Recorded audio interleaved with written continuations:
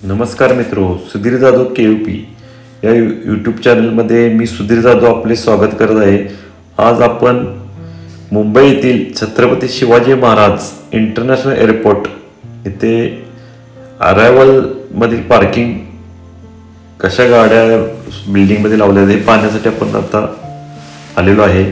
डाव्याकडे जो रस्ता गेला तो डिपॅचरसाठी गेलेला आहे आणि आपण आता जो या रोडने जातो ते अरायवलसाठी जातोय।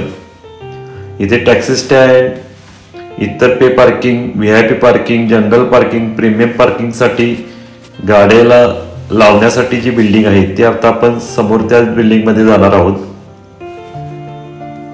इथे वेगवेगळ्या प्रकारचे पार्किंग असल्यामुळे आणि पेमेंटचे पण मेथड इथं UPI payment, FASTag payment, card payment, debit card payment किंवा अदर कॅश पेमेंट वगैरे सगळ्या सुविधा इथे उपलब्ध आहेत। इथे असे पूर्व वेगवेगळ्या प्रकारचे गेट आहेत। प्रीमियम पार्किंगचे गेट वेगळे, जनरल पार्किंगचे गेट वेगळे। त्याप्रमाणे आपण आता जनरल पार्किंगच्या स्लॉटमध्ये आपण निघालेलो आहे। जो उजव्या कलर ग्रीन कलरचा आपल्याला जो बॉक्स दिसतोय त्याच्यामध्ये आपण रिसीट घेतोय। रिसीट घेतल्यानंतर तो पुढचा बार उचलला जातोय।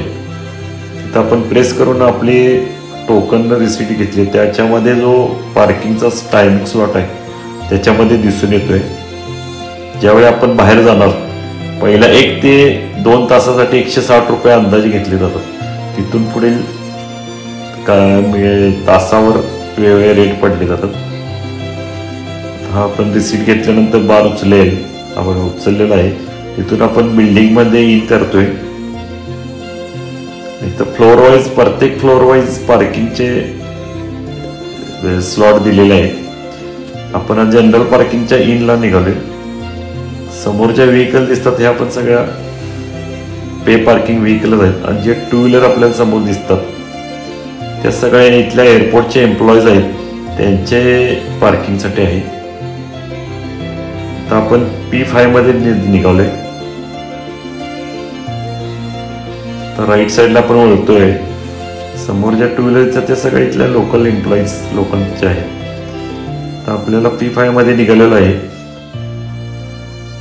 समोर सगळं पार्किंग हे दिसते, तर आपल्याला P5 मधलंच आहे।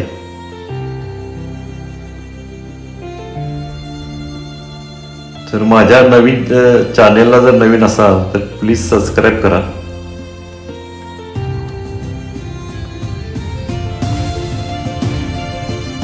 जिथं आपल्याला रिकामं दिसते तिथं आपण आता लावतोय गाडी। तसा गर्दी मी गेलो त्यावेळी कमी होती, त्याच्यामुळं पार्किंगही मला मिळालं बरोबर लवकर।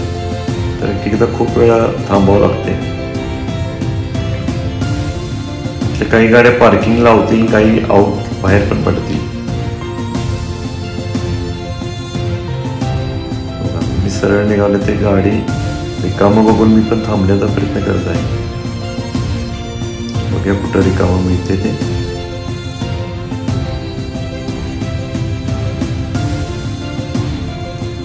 मला इथं लेफ्ट साईडला मिळते 27D ला, तर मी पार्किंग करतोय।